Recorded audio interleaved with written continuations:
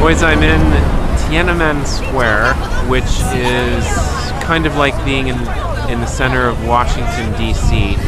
This is a very important location for the Chinese government, and the person that you're seeing, the portrait ahead of me, is somebody called Mao Zedong, who was China's leader following World War II, and he's very much revered here. You can see that it's actually a beautiful day. There's some blue sky, and Tiananmen Square is very large. Over there are some government buildings where what they call, I think, the People's Congress meets, and you can see that it stretches over another big building.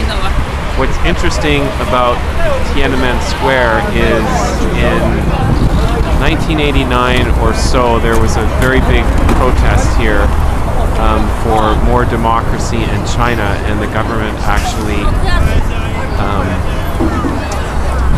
sent in the army and destroyed, or, well, they're covering it up. So for example, if you go into Google, here I'm in China, and I bring up Google and I type in the search bar Tiananmen Square massacre, the Chinese government blocks any information coming up. So it's kind of controversial because it's right here where these students held these protests, and then the government brought the army in to put them down, and essentially they probably killed most of the protesters. So it's controversial in that respect, but I think for most Chinese people, maybe they don't know a lot about it, especially if you ask the younger generation, they really won't know what you're talking about. But it's a little bit different here in China.